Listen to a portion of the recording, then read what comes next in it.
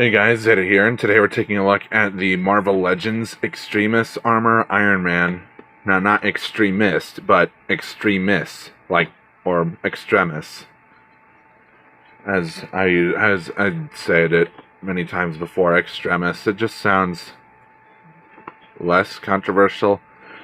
Anyway, this is part of the Puff Adder Build-A-Figure wave. There's an image of Iron Man right there. There's how the figure looks right there, and Hasbro shouldn't have done it. I was even worried about this figure being swapped out when I was in checkout. But yeah, this is part of the Puff Adder wave. He doesn't come with any Puff Adder parts, but like the other figures listed here, they come with the Puff Adder parts. Plastic-free packaging can eat my nut. And you got shots of the figure right here and the accessories he comes with. Everything else on here. And you can pull off this pose, but it's weird how you have to do it. So let's go ahead and get this guy out here. And here's the Extremis Armor Iron Man. And right off the bat, I kind of like him, although I wish the color was a bit more vibrant, like the gold. But I understand that this is meant to be like a more realistic looking Iron Man. This is probably the only good Marvel Legends that was at Walmart at the time, and you can see that in my shopping video. But, yeah, I mean, I could still pick up some of the other figures, like Zombie Scarlet Witch or Classic Loki. But when you gotta buy groceries, you're on a tight budget. So the eyes, they're a brighter yellow when compared to the gold of the armor. And so is the arc reactor. That's also got, I'm seeing it in person, but it looks like there's a bit of like yellow around the white of the arc reactor, giving it that glow effect. You probably can't tell on camera, but it is there. In person, it's there.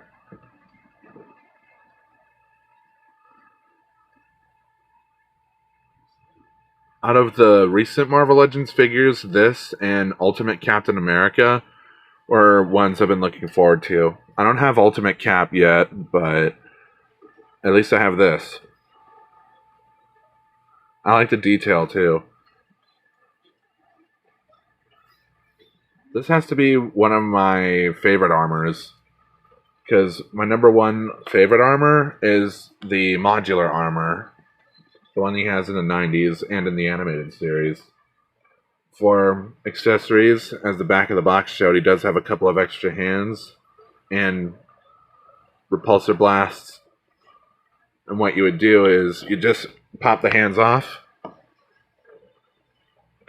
That's the wrong hand. Pop that back on. And what you do is you take this, plug that into the hole, and it looks like he's firing off a repulsor blast.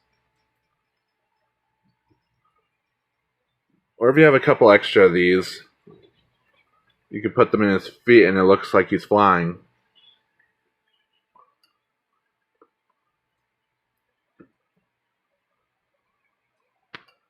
So that's pretty cool.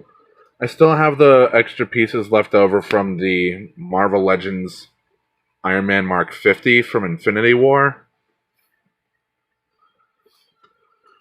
So those can work too. I mean, with Marvel Legends, I guess you could pretty much mix and match accessories if you wanted to. So yeah. So going into size comparisons real quick. Here he is with the Marvel Legends Iron Man Mark 50 from Infinity War. And they look really good together, but for people that want a more, this is supposed to be more like the most realistic Iron Man armor. And I can understand people's criticisms and being like, I want the color to be more vibrant, like this. Like the red is nice and vibrant, and the gold is much more vibrant there too.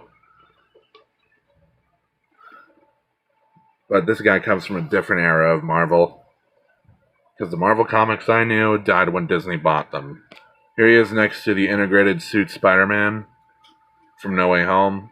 Here's the MCU Black Panther in the Civil War suit. Here's Zombie Captain America from What If. And this figure is hard to stand up, too, like this guy right here.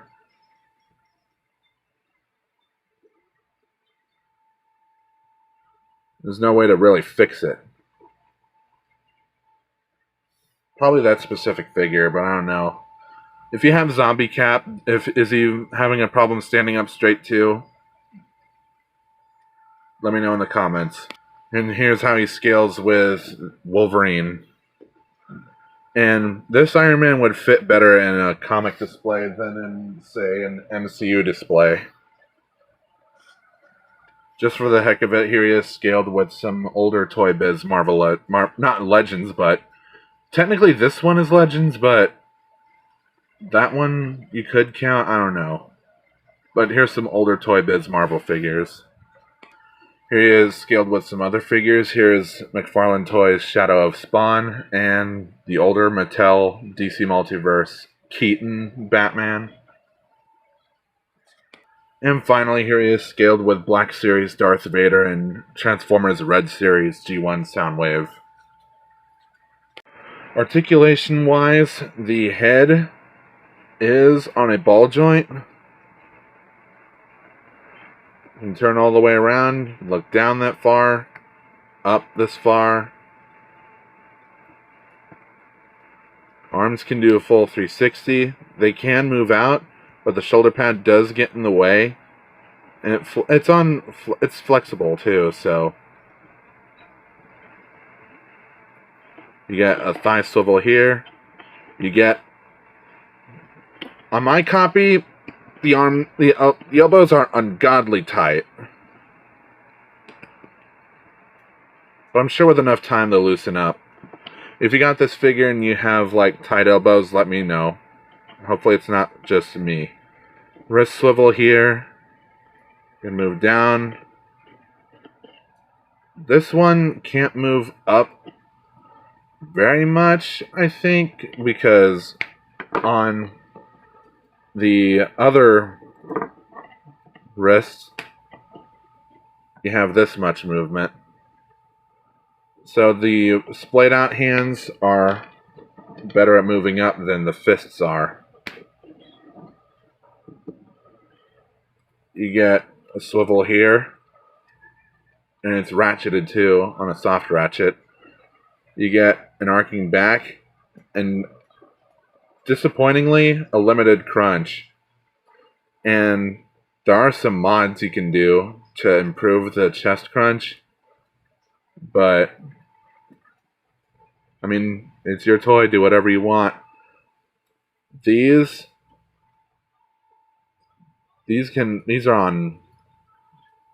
just peg in, but you can move them out of the way to get the leg to move out that far. The leg moves forward that far, back that far, thigh swivel. You get bend at the knee, nice double bend there. You get up and down at the ankle, and you get pivot.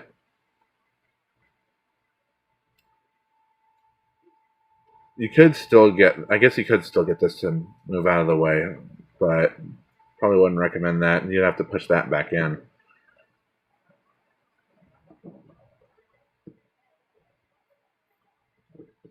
But yeah, the articulation is very nice. So yeah, that's it for this review of the Iron Man Extremis, whatever you want to call it. I hate pronunciations, but that's it for this review. I hope you enjoyed it. Like, comment, subscribe, hit the notification bell. I do have commissions open, so you can... And there should be an info sheet on my DeviantArt, so you can check that out there. And you can DM me on Twitter or Discord. So Never done it before, and I want to test it out. It's kind of a test run for me, but I've never done it before. So, yeah. And speaking of Twitter, DeviantArt, and Discord, you can join my Discord. The link is in the description, as well as following me on my socials. The links to that are in the description as well. And this has been Zeta. Have a good rest of the night. And I do have another Marvel Legends review coming up. And if you're on my Discord, you know which review that is. So, see you there. Proving what I said earlier, if you have some extra blast pieces, you can totally get this kind of thing going on. And if you have a flight stand, like a Bandai Tamashii Nations Act 5 stand, you can totally get this guy up in the air if you want. So yeah, that's pretty cool.